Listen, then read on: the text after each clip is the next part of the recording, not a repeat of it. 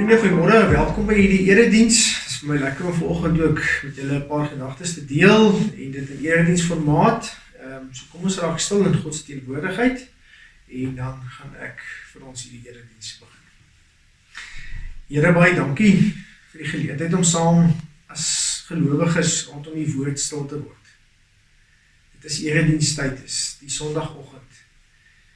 En ons is in 'n verskriklike moeilike tyd en daarom kom ons Here voor U ook as U kinders in hierdie tyd. Daarom roep ons U naam aan. U wat God is, U wat die Vader, Seun en die Heilige Gees is. Wil U in hierdie oomblikke met ons wees. Wil U verheerlik word, Here, deur dit wat ons doen en dit wat ons sê en hoe ons leef. Ook verheerlik word, Here, deur ons saam wees oor grense heen. Ons is U kinders en afhanklik ook van U. Ons eer U as ons God en Hemelvader. Amen. Wees gegroet op hierdie oggend en ek groet julle graag met die seëngroet van God wat sê genade en vrede vir julle van hom wat is, wat was en wat sal wees tot in ewigheid. Amen. Ek gaan vanoggend ons saam sing. Ek het 'n lied gekies, lied 201, Lofsing die Heer. Dit is 'n ou bekende lied uit so 'n Kersfeesie. So u is baie welkom om as die woorde hier verskyn en op die skerm is, u kan wel saam met ons sing. En dis die pragtige woorde van Lofsing die Heer, buig voor hom neer en laat elke mond hom loof en prys. Kom ons loof die Here saam met hierdie lied.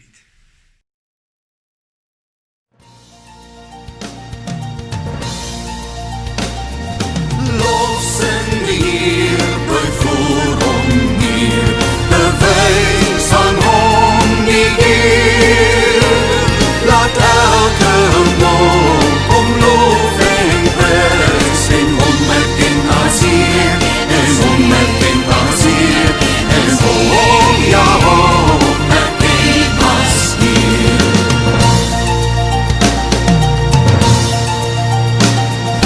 Lof aan die Heer, verheerlik hom, wees vrolik, juig en sing, laat al wat leef hom dank en prys, aan hom die hulde bring, aan hom die hulde bring, aan hom die hulde bring.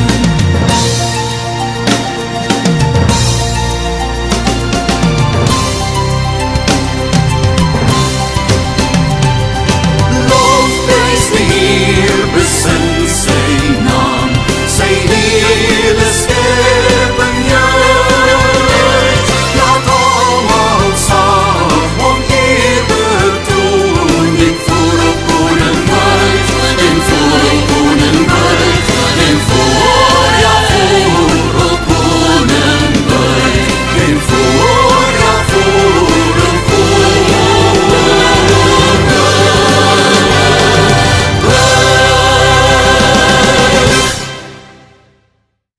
Ons skriflesing vanoggend is uit Matteus uit. Ons gaan lees uit Matteus hoofstuk 10 uit en daarvan vanaf vers 40 af. Die heel laaste gedeelte is 'n baie kort gedeelte en ons lees dan tot op met hoofstuk 11 vers 1. Die gedeeltes word ook in die Bybel so saam aangegee.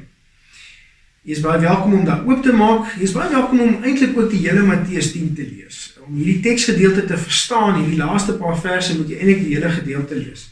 So ons lees die eerste teks ook. En jy is baie welkom om weer terug te gaan en bietjie te gaan kyk wat hierdie ander gedeeltes was. Voor ons lees, kom ons vra dat die Heilige Gees ook vanoggend die woord sal oopmaak. Here, U is die gewer van die woord en ons gebed vanoggend is dat U deur die Gees hierdie woord vir ons sal oopsluit en sal oopbreek. En op 'n nuwe manier vir ons vanoggend sal help om na die teks te kyk, maar ook na die konteks, hierdie konteks waarin ons leef. Amen. Ek lees vanaf hoofstuk 10 en dan wel vanaf vers 40. Wie julle ontvang my, en wie my ontvang hom wat my gestuur het. Wie 'n profeet ontvang omdat hy 'n profeet is, sal 'n profeet se beloning ontvang. En wie 'n goeie mens ontvang omdat hy goed is, sal 'n goeie mens se beloning ontvang. Wie aan een van hierdie geringstes 'n beker koue water gee omdat hy my disipel is, sal sy beloning kry, dit verseker ek julle. Toe Jesus klaar was met die opdragte aan sy 12 disipels, het hy daarvan weggegaan om die mense in die dorpe te leer en vir hulle te preek. Tot sover die gedeelte wat ons saam gelees het ook vanoggend. COVID-19 het in ons wêreld ingekom en ek dink heeltemal tereg kan ons vanoggend sê dit eintlik letterlik ons hele wêreld tot stilstand gebring.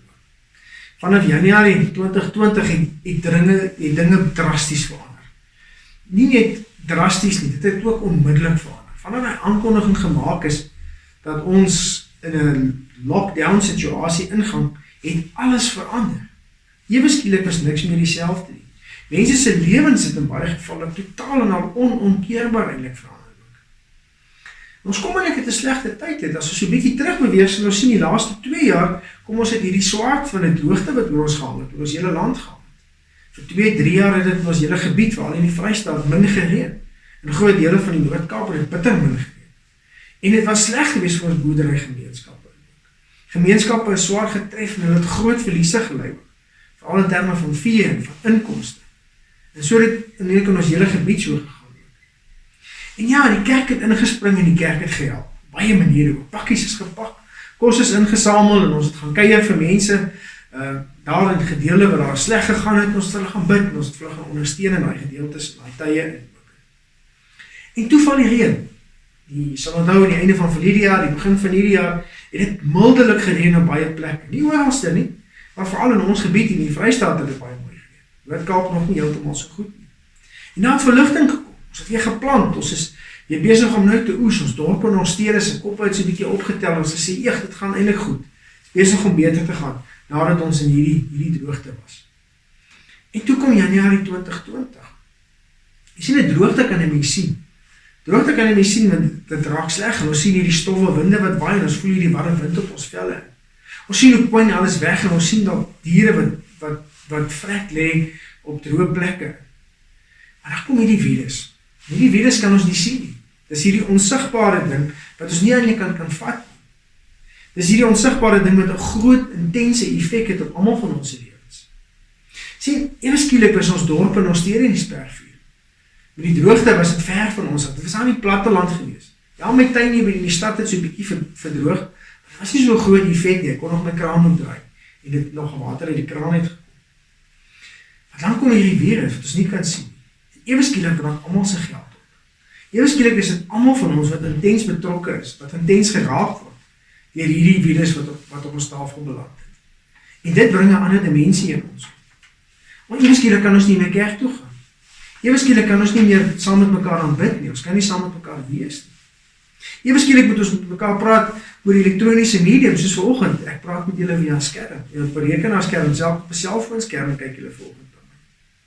Maar steeds is die kerk daar, steeds is die kerk deel van ons samelewing, steeds is die kerk daar met arms en met bene, daar waar die kos opraak, daar waar die hoop opraak, die kerk is nog steeds daar. Maar dan kom daar 'n ander faktor. Dit was aanvanklik net vir 'n maand gewees, ons was okay daarmee, ons kon daarmee deel. Maar dan raak het 2 maande, toe raak het 3 maande, nou is het 4 maande. En dan sprake dat het 5 en 6 selfs 'n jaar kan word. Nou wat nou? Mense raak krapperig met mekaar. Die ou foutlyne wat in ons samelewing is, wat tussen mense is, kom na vore. Die wat nie het nou nog minder. Die wat gehaat het ook minder. Ewe skielik het die wat niks gehaat het nie, het min, en absoluut niks. En ewe skielik raak hulle kwaad vir die wat het en die wat baie het. En hierdie ou griewe kom na vore. Jy sien, die droogte word gebreek, dit reën, daar is 'n nuwe groei. Hierdie jaar het ons 'n goeie jaar in die Vrystaat, en ons sien dit, ons het dit gesien, beleef hoe die gras gegroei het, ons sien hoe die mielies op die lande gegroei het. Maar my virus lyk het vir my, breek die ding. Die virus hou nie sommer net op nie. Dis hierdie voortgaande, aangaande ding wat konstant daar bly. Met die droogte is dit lyk vir my, dele van die samelewing wat onderdruk is. Ewe skielik met die virus is almal onderdruk. Dit maak nie saak waar ek myself bevind. Ek is onderdruk. En tans is die effek daarvan nie goed nie. Die druk op huwelike, die druk op ons rasseverhouding, druk op hulpbronne, druk op die ekonomie, druk op gemeenskappe, skole, kerke, en die staat. Alles is ongelooflik geweldig. Dis eintlik oorweldigend. En dis hoe ons het beleef op elke dag. Daar is so baie plekke wat krake ontstaan en die mens sien dit. Goed wat uit mekaar uitval. En ewe skielik sit dit vir ons in 'n ander posisie. Die Matteus 10 teksgedeelte wat ons gelees het, is deel van eintlik van die hele hoofstuk 10, wat ons eintlik moet saam met mekaar lees. Dit gaan oor die uitstuur van die disippels in die wêreld. As jy nou lees van vers 1 af, dan gaan jy baie vinnig agterkom dat dit 'n geweldige groot opdrag en 'n taak was wat Jesus vir hulle gegee het, om juist uit te gaan in die wêreld en gestuurdes te gaan wees. Die gestuurdes word nie oral agtelik aanvaar nie, hulle word nie oral ontvang nie. Daar is nie altyd hulpmiddels vir hulle beskikbaar nie.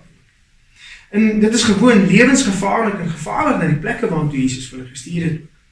Vrees of bangheid het 'n groot rol gespeel in die hele proses van inbeweging in die wêreld. En dan praat Jesus vir hulle en hy wys spesifiek vir hulle op dat moenie bekommerd wees daaroor nie. Op 'n bepaalde manier binne hierdie gevaar is julle lewens iets werd, want hulle het dalk gevoel en gevrees, maar my lewe is niks werd. Hier sit ek in hierdie groot gevaar en my lewe is niks werd. En dan kom Jesus en sê, maar julle lewens is iets werd. In my boek, in die wêreldse boek dalk nie. Maar in my boek is julle meer werd as mossies. Want ek sorg vir hulle, so hoeveel te meer sal ek nie vir julle sorg. Baie ou bekende gedeelte. Dit is nie maklik vir ons om Christene te wees in 'n moeilike en onvyandige wêreld. Dit is nie maklik vir ons om Christus uit te leef en te bely in 'n wêreld wat eintlik stikkend is. Dis wat ons vandag beleef. Ons sit eintlik in 'n verskriklike stikkende wêreld. Saam met hierdie COVID-19 wat gekom het.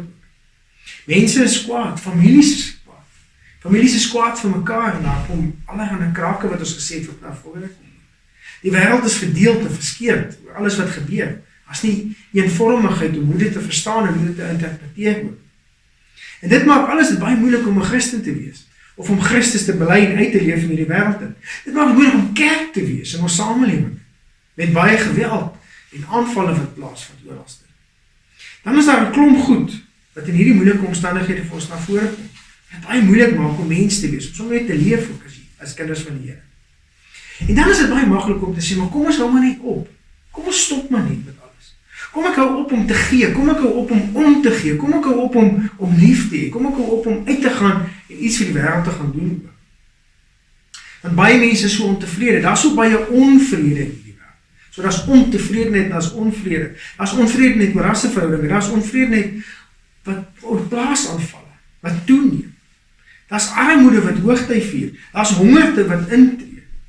In 'n gewone taal, dink ek kan ons dit beskryf en sê, maar weet jy, eintlik gaan dit maar verskriklik broekskeer in ons samelewing en in gemeenskappe. En of dit gemeenskap in die stad is of dit gemeenskap op die platteland is, dit gaan oralster op broekskeer. So die vraag ontstaan, maar hoe moet ek dan nou nog leef as 'n kind van die Here? Hoe moet ek leef as 'n Christen? Wat moet ek nog doen? Moet ek nog aanhou in hierdie stikkende wêreld, hierdie stikkende tyd wat ons self bevind het?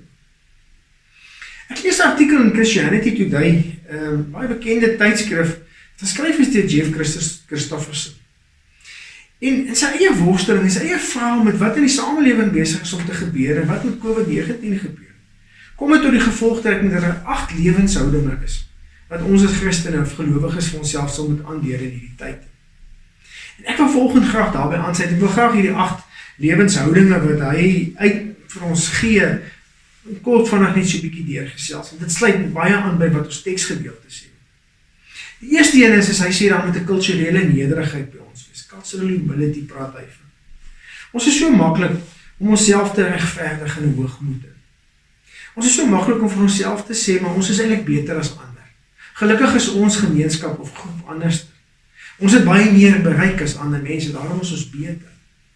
Ons ag onsself so maklik beter en hoër as. Het gebeur ook in ons verstaan met ons kultuur en ons kulturele verbondenheid. Ons kan so maklik sê, maar ons gesinskultuur is dan gelukkig beter as die buurman se gesinskultuur. Ons Afrikaanse kultuur is beter as ander kulture. Ons NG Kerkkultuur is daarom soveel beter as anders. My besigheidse kultuur is soveel beter as 'n ander besigheidse kultuur. Daarom gaan dit dalk met my beter. Ons wil so graag beter wees. Ons wil so graag ons beter stempel afdruk op ander. Dit gebeur net so in die samelewing. En daarom wil ander na my kyk, want ek is reg en ander mense is verkeerd. Maar Jesus kom sê, dit kan nie so werk nie. Jesus in hierdie hele gedeelte en nou spesifiek ook in die bergrede so 'n paar hoofstukke terug ook, sê maar ek kan nie vir myself beter ag nie. Want Jesus se wêreld is 'n anderste wêreld wat hy leef. Hy kom bring 'n ander wêreld, hy kom bring die koninkryk van God wat 'n groter beeld is. Want ons is juist nou in koninkrykstyd ook. En dis binne hierdie koninkrykstyd leef op 'n ander manier, moeilik dit ook al is, wat Jesus na vore bring. So kan jy myself regverdig as beter, as hoër as ander. Die ding wat Jesus van praat in Matteus 5 is nederigheid daar in die bergrede. So, wat nou nodig is nie 'n kulturele hoogmoed nie, maar eintlik 'n kulturele nederigheid. Om op 'n bepaalde manier nederig te wees. Ons leef in 'n ongelooflike emosiegelaaide tyd. Ons leef in 'n tyd wat mense met emosies reageer en nie altyd die rasionele denke uit. So daarom, sal jy die hoogmoed moet afbreek op 'n manier. En ons sal met nederigheid moet opbou. Hoogmoed wil net sê ek is beter, maar nederigheid sê, kom ons staan dan langs mekaar en kom ons luister. Die tweede ding wat hy van praat is, hy praat van mildelike empatie. Soos die droogte, is die virus se effek op mense se bestaan verskriklik uitmergelend, dink ek, en dis wat ons nou beleef, maar ook dit breek af. Baie mense het nie meer die vermoë om vir hulself 'n lewe te maak. As hulpbronne skaars raak, dan ontstaan daar kompetisie oor wat beskikbaar is. Mense beklei oor die beskikbare bronne wat daar is. En dit lei tot 'n situasie wat ons wenners en verloorders het. En in die realiteit is daar verskriklik min wenners, maar is baie verloorders. En ek dink dis iets wat ons nou sien, dat met die virus na vore kom. Daar's baie verloorders in die prosesse. As die kerk en Christene steeds veroordeel en die hamer wil slaan, en hamer op wat wil wen, en dan moet wenners wees, dan beteken dit ons het nie empatie vir hulle wat verloor nie. Dan verloor ons empatie vir hulle wat niks het nie. Dat ons wil net in alle koste wen. Ons veg vir die skaars hulpbronne wat is, en as ek gewen het, is ek 'n wenner. En dit lyk nie vir my, of dit is wat Christofferson sê, ergens by Christus volgelinge moet wees nie. Ons moet empatie hê vir mense wat niks het nie. Ons empatie kan nie nou ophou ook omdat daar skaarste is nie. Dis nou 'n tyd wat ons met mildelik moet omgaan met empatie. Ons moet vrygewig wees met empatie. Dis waarmee ons moet vrygewig wees. Ons moet juist langs mense gaan staan en nie teenoor hulle nie. Ons moet gaan omarm. Ons kan nie lang om vingers wys nie. Ons hou so daarvan om vingers te wys. Dit gaan nou oor omarming. Te sê maar ek het empatie vir jou, ek verstaan. Want dit lei tot die derde houding wat hy sê nou moet wees, en ons moet die saak van die weerloses opneem. Hy praat van positional advocacy. Ons moet die saak van die weerloses opneem, ons moet gaan staan waar die weerloses is. Ewe skielik in ons samelewing het hierdie COVID baie mense weerloos gemaak. Baie mense het gedink hulle is okay, hulle is nie meer okay nie. Elke dag is daar mense wat sy inkomste minder en minder word. En ons praat nie met mekaar oor nie, want dis op 'n manier sleg om daaroor te praat. Engelse woord is embarrassing. Ek is embarrassed oor dit wat met my gebeur. Ons wêreld is so gewoond om met mag te werk. Mense is gewoond om die mag van koopkrag te hê. Ek kan met my geld gaan koop wat ek nodig het. Ek kan regmaak wat stikkend is met geld. Nou is die probleem, ons kan nie koop nie. Die probleem is ek het nie meer koop mag nie, ek het nie meer geld om te koop nie. Geld kan nie alles wat stikkend is regmaak nie. En mense raak verskriklik vinnig weerloos, omdat hulle nie meer koopkrag het nie, omdat hulle nie meer geld het nie. En die bergrede, weer terug na hom toe, want jy kan nie hierdie gedeelte lees sonder die bergrede. Daar in die bergrede in hoofstuk 5 sê, Jesus, salig is hulle wat swak en weerloos is. En dis waar ons nou self bevind. Ons lewenshouding moet skuif van mag en van magspel. Moet dit skuif na die saak van die weerlooses toe. Daai weerlose mense wat niks meer het nie, ons moet langs hulle gaan staan. Ons moet hulle gaan omarm. Weerloos se mense is daar en ons sien dit vandag uitspeel, want wat gebeur is daar's vergrype, daar's gesinsgeweldsvergrype, daar's moorde wat toeneem, daar's korrupsie wat toeneem. So hoe meer weerloos mense raak, hoe groter raak geweld, hoe groter raak gesinsgeweld, hoe groter raak moorde en krisisse en die plaasaanvalle wat ons het. En hoe groter raak korrupsie, want mense steel en mense wil goed verkoop teen hoë pryse. So die vraag is, as ek dan nou weerloos raak, wie gaan vir my opstaan? Daarom moet ons as Christene, as kinders van die Here, as hierdie volgelinge, hierdie gestuurdes in die wêreld, juis gaan opstaan vir die saak van die weerloses. Die vierde ene wat hy noem is, hy sê ons moet honger en dors hê vir geregtigheid. Hy praat van righteous distress. En dit lyk vir my, sluit baie sterk aan by Matteus 5 vers 6, daar in die bergrede. Jy sien, ongeregtigheid en onreg is so oud soos die mensdom self in die wêreld. En hoe ouer die mensdom word, hoe groter raak die onreg wat na mekaar doen. Die mensdom raak al hoe slimmer om onreg te doen. As al hoe meer en al hoe groter onreg. Die pandemie vererger die effek daarvan. Want mense is weerloos en daarom kan hulle net in die onreg wat gebeur opstaan. So die onreg raak net groter. Dit raak net meer in die samelewing. Daar's meer en meer slagoffers. Daar's mense wat slagoffers is van ou onreg wat dan vir eeue bestaan. En ons sien dit ook uitspeel in die media. Maar dan sal weer slagoffers van nuwe onreg wat nou ontstaan. So onreg bly altyd daar, dit gaan nie weg. Dit skuif nie. Dit is net groter of meer, of dit skuif net van een plek na 'n ander plek. So, ons moet deel wees, Christene kan nie deel wees van die onreg nie. Ons moet deel wees van hulle wat opstaan, wat honger en dors, vir hulle wat soek vir geregtigheid. Dis waarvoor ons moet wees. Honger en dors vir regverdigheid in die samelewing. Ons moet deel wees van dit, ons moet deel wees van hy soeking, dis Jesus se woorde. Ons kan nie net 'n gevoel hê nie, ons kan nie net praat daaroor nie. Ons moet regtig oorgaan tot aksie ook. Om op te staan en regtig te honger en te dors, en dis altyd werkwoorde daar. Honger en dors vir dit wat reg is en regverdig is die samelewing. Ons kan nie die onreg keer ten alle tye nie. Ons kan lig bring in hierdie donkerte. Ons kan lig bring in hierdie wêreld. Dis wat ons geroep is. Jesus sê, wees die ligdraers. Ook spesifiek, laat julle lig skyn. Ook daar die vorige gedeelte sê in hoofstuk 5. En dis presies wat Jesus vir hierdie 12 sê. Hy sê, ek stuur julle uit om wees aan verandering te gaan bring. Wees die lig te gaan bring in die wêreld. Dit gaan moeilik wees.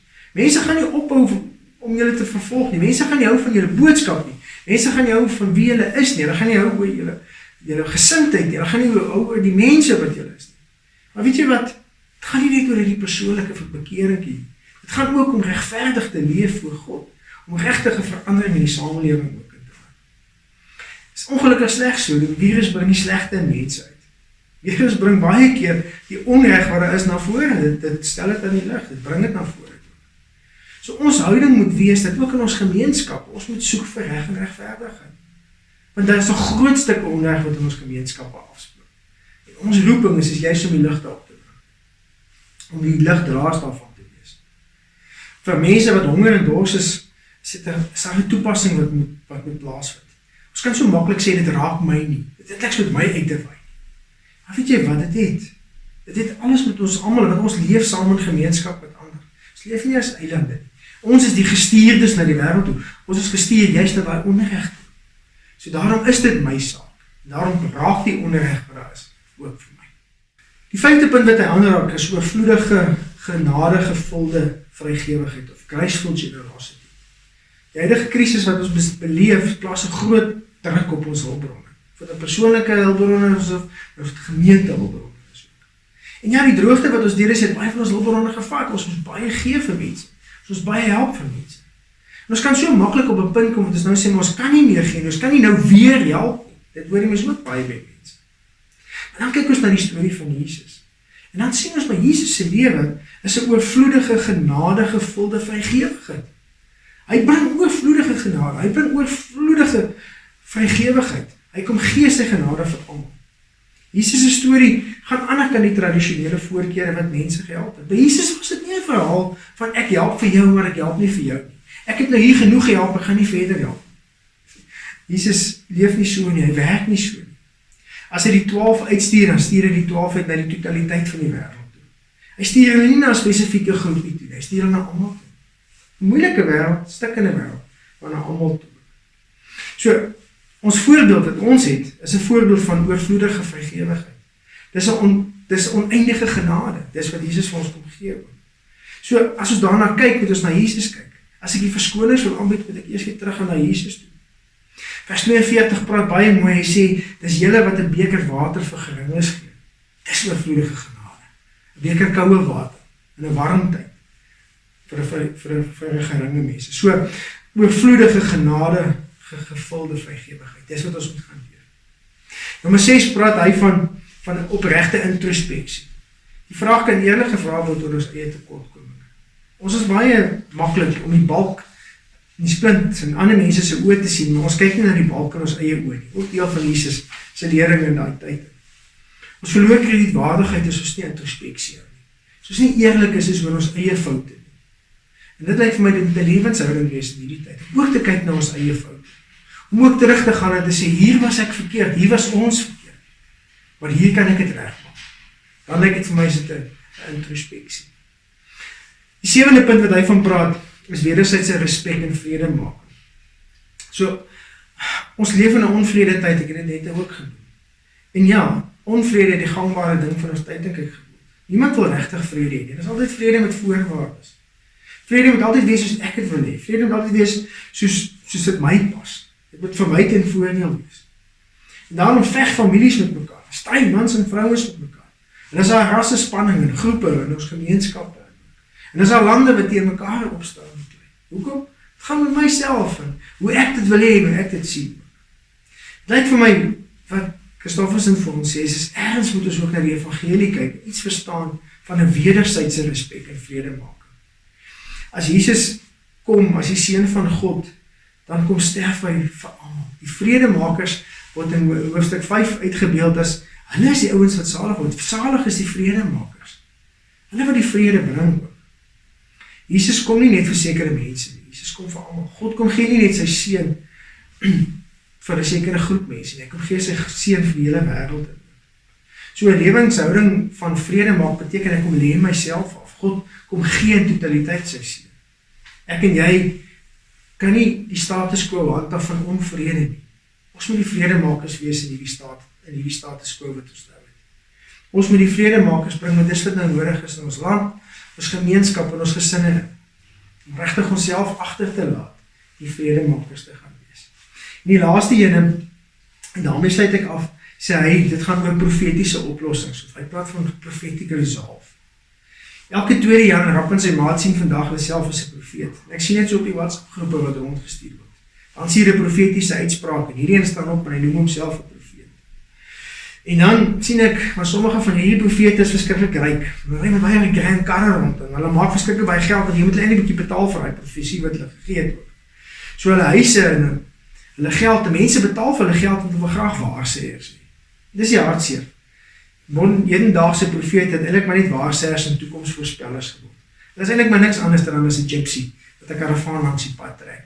Hulle geldjie vra om iets oor die toekoms te sien. Helaas is dit nie wat die Bybel in gedagte gehad het nie, oor profetiese oplossings nie. As die Bybel daaroor praat, dan gaan dit nie oor video's en WhatsApp en boodskapies van Suid-Afrika en die wêreld nie. Dis nie waaroor dit gaan nie. Dit lyk vir my, die Ou Testamentiese profete het moeilike boodskappe gehad. Hulle het moeilike boodskappe gehad, want uiteindelik het hulle tyd geïnterpreteer, hulle het iets verstaan van wat gebeur, hulle het 'n woord gebring in daai tyd in, sodat mense weer kan hoop kyk en vorentoe kan kyk. Dis wat hulle gedoen het. Dit het nie gegaan oor 'n beloning nie. Hulle was deel van die oplossing, nie van die probleem. Hulle het baie keer hulle self afgegee, gaan lees maar die Ou Testamentiese profete, en self hulle boodskap ook vergestaal op 'n baie praktiese manier, wat baie keer baie sleg was, ook vir hulle self. So profete is nie net praters nie, profete is doeners. Hulle leef, en dis wat ons nou nodig het. Ons het in hierdie tyd profetiese oplossings nodig, mense wat regtig profeties leef, en wat vergestaal die boodskap, die evangelie van Jesus in hierdie wêreld. Al hierdie hoop, daarmee sluit ek vandag af. Die hoop lê vanoggend vir ons in hierdie gedeelte in Matteus 10, juist daarin dat ons gestuurd is in 'n moeilike wêreld is. Dat toe Jesus sy 12 disippels uitgestuur het, het hulle nie in 'n maklike tyd ingestuur. Hy stuur hulle 'n moeilike tyd. Vir hulle by die pad loop en die ontbewings omgaan, sê hy sal daar 'n beloning wees. Hy stuur hulle nie uit met niks nie, hy stuur hulle uit met hoop, hy stuur hulle uit met sê, daar sal 'n beloning wees. Dis wederzijds, daar's ontvangersbeloning, en daar's gestuurde belonings. So die een wat iemand ontvang, wat kom met 'n boodskap, sal 'n beloning kry. Die een wat gegaan het, sal ook 'n beloning kry. Die laaste gedeelte, vers 11, hoofstuk 11 vers 1, draai Jesus om. Nadat hy alles gesê het, nadat hy al hierdie opdragte gegee het vir die pad, dan is hierdie pragtige woorde, hy draai om, en hy stap na die dorpe toe, en hy gaan doen self dit wat hy gesê het. Iets van 'n profetiese oplossing. Jesus stap voor, hy is die gestuurde, ook in hierdie wêreld. Hy is die een wat stuur, maar hy is ook die gestuurde. Hy gaan sit nie net nie, en sê, hier is die WhatsApp nie, julle moet dit gaan doen nie. Nee, hy gaan bly nie in 'n paleis, en gaan sit agter 'n baie dierkar se stuurwiel nie. Maar hy stap in hierdie wêreld in. Hy stap na die dorp en die stede toe, daar waar die mense is. En hy gaan hulle leer. Amen. Here, baie dankie dat ons hierdie woord kon hoor vandag. Baie dankie, Here, dat ons in hierdie tyd, in 'n stikkende wêreld, gestuur word. Nie om te gaan sit en niks doen, maar om regtig prakties te gaan deel word van hierdie wêreld waarin ons is, op ander maniere te gaan leef met ons lewens. Mag ons daai wysheid kry, Here, mag U genade vir ons die insig gee, hoe om te dien, hoe om U gestuurdes in hierdie wêreld te wees. Amen. Ons gaan vanoggend afsluit met 'n lied wat ons saam gaan sing. Dit is 'n baie bekende gedeelte, lied 516, die al sou die vyeboom nie bot nie, as die druiwe sonder wingerd staan, sal ek nogtans in die Here lief. Kom ons sing dit saam, daar waar jy by die huis is, die woorde sal op die skerm verskyn, jy is baie welkom om saam te sing.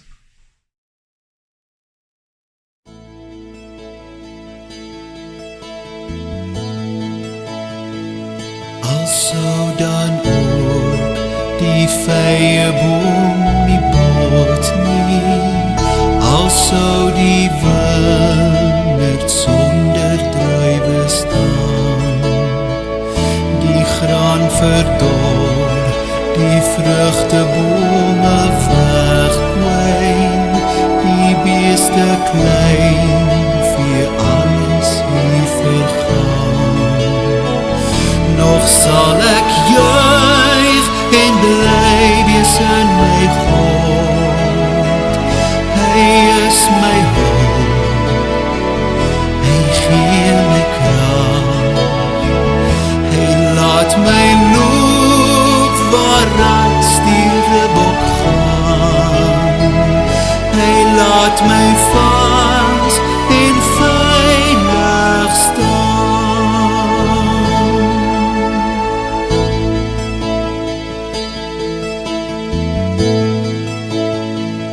Al sou dan ook die vyeboom nie bot nie, al sou die wingerd sonder druiwe staan, die graan verdor, die vrugtebome wegkwyn, die beeste klein, vir alles hier vergaan. Nog sal ek juig en bly wees in my God. Hy is my hoop, hy gee my krag, hy laat my loop waaruit stierbok gaan. Hy laat my vas en veilig staan.